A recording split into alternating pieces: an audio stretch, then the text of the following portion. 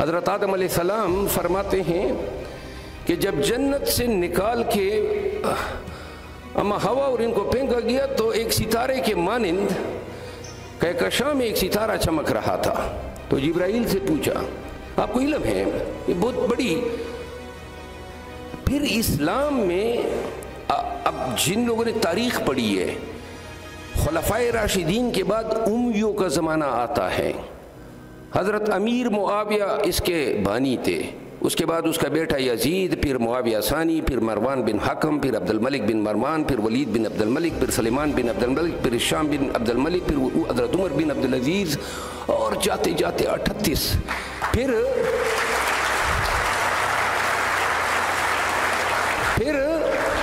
عباسی آئے، پھر مملوک آئے، اور پھر ہم اسلامی تاریخ میں دیکھتے ہیں تو اسلام میں ایک تحریک اٹھی. یاد رکھیں آج کا آپ کا IT کا دور، آپ اس کے ساتھ تقابلی جائزہ لیں کہ اسلام میں سوالات پیدا ہو گئے. امیوں اور عباسیوں دور میں یہ ریزننگ کی باتیں کرتے تھے کہ بھائی یہ دنیا کس طرح تخلیق ہوئی. اب جب آپ انجیل پڑھتے ہیں تو انجیل کی پہلی 3 آیاتیں کیا کہتی ہیں کہ پو پھٹی، روشنی پھیلی، اور جس کو ہم کہتے ہیں بگ بینگ تھیوری، اور دڑانگ کے ساتھ تخلیق کائنات ہوئی. یعنی کہ اندھیرا تھا، اندھیرے میں پو پھٹی. پھر سوال پیدا ہوئے. آپ نے ایک ہمارے مسلمانوں میں بعد میں لوگوں نے اس کو فرقہ بنا دیا، اثنا اشاریہ. اب میں سے کوئی جانتا ہے اثنا اشاریہ؟ حضرت حسن البصری ایک بہت بڑے عالم گزرے ہیں، مدرسے میں پڑھاتے تھے. تو ان کے پاس 3 لوگ گئے. انہوں نے کہا یا شیخ، ایک شخص ہے، اس کا جو چھوٹا بیٹا ہے وہ 3 ماہ کی عمر میں مر گیا، تو یہ کہاں جائے گا؟ جنت میں جائے گا یا دوزخ میں جائے گا؟ تو حضرت حسن البصری نے فرمایا کہ حضرت اللہ تعالیٰ نے تو اپنی ربوبیت کی قسم کھا کے یہ قرآن میں وعدہ کیا ہے. عنکبوت، سورہ عنکبوت کا حوالہ دیا کہ جو انفینسی میں those who die in infancy will act as a redeemers for their parents، یعنی اپنے والدین کے لیے وہ وکیل ہوں گے بروز محشر. تو لہذا خود تو جنت جائیں گے، والدین کا بھی وسیلہ بنیں گے. دوسرا سوال، وہ دوسرا بیٹا ہے 30 سال کی عمر میں دنیا کے جہاں کا گند کیا، شرک کیا، قتل کیا، فساد کیا، فتنہ کیا، وہ کہاں جائے گا؟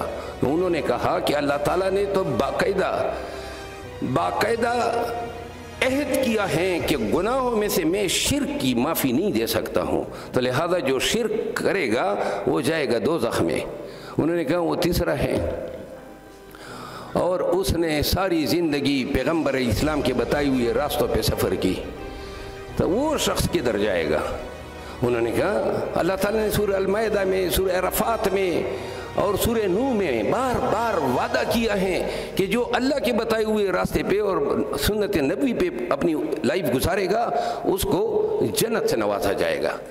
تو انہوں نے کہا حضرت اب یہ ذرا توجہ دیں کہ یہ جو درمیان والا بیٹا ہے وہ اگر کہہ دے کہ یا خدا مجھے بھی 3 ماہ کا ہو کے مار دیا ہوتا، میں کم از کم دوزخ تو نہ جاتا. 30 سال آپ نے زندہ رکھا، مجھ سے شرک بھی کروایا، مجھ سے گناہ بھی سرزد ہوئے، اور اب کہتے ہیں کہ دوزخ میں سڑو. تو جو 3 ماہ کا میرا بھائی تھا جو بغیر کچھ کیے مر گیا، آپ کہتے ہیں وہ جنت میں جائے گا. تو اس وقت حسن البصری کا ایک شاگرد تھا، اس کا نام تھا واصل ابن عطا. وہ کھڑا ہو گیا اور اس نے کہا کہ یا شیخ اس سوال کا جواب میں دیتا ہوں. انہوں نے کہا نہیں، خاموش ہو. انہوں نے کہا نہیں میں جواب دینا چاہتا ہوں. انہوں نے کہا نہیں آپ نہیں دیں گے. تو واصل ابن عطا کھڑا ہوا اور وہ نکل گیا مدرسے سے. تو جب وہ نکلا تو اس نے ایک فکرہ کہا اتذل انا، یعنی ہی seceded from us، یہ ہم سے چلا گیا. وہ جو ہی مدرسے سے باہر نکلا وہ 3 لوگ اس کے پیچھے آئے، کوئی فرلانگ آگے روک کے کہا آپ بتائیں آپ کا ذہن کیا کہتا ہے؟ انہوں نے کہا کہ خدا نے یہ بھی تو کہا ہے کہ آمنت باللہ وملائکتہ وکتبہ ورسلہ والیوم الآخر والخیر والشر، یعنی والیوم الآخر. اللہ تو کہتا ہے نا کہ جب آپ کی ارواح یہاں سے چلی جاتی ہیں، جب تک یوم اخیرت نہیں آئے گی آپ کے اعمال کا میزان ہوگا ہی نہیں. تو کس طرح بغیر روز آخرت کے فیصلے کے آپ ابھی سے کسی کو فتوے دے رہے ہیں، نواز رہے ہیں کہ تمہیں عذاب قبر ملے گا، تمہیں دوزخ ملے گی، تمہیں ہو سکتا ہے اللہ تعالیٰ جو ہیں وہ مثال دی کہ ابراہیم ابن ادم اور اصحاب کہف کے کتے کی مثال دی۔ امید ہے آپ لوگ یہ سارے واقعات سمجھتے ہیں کیونکہ یہ اسلامی تاریخ ہے ہماری۔ تو انہوں نے کہا ہو سکتا ہے اللہ اس کے توفیل یا آپ کے خاندان میں کوئی حافظ قرآن ہو گیا۔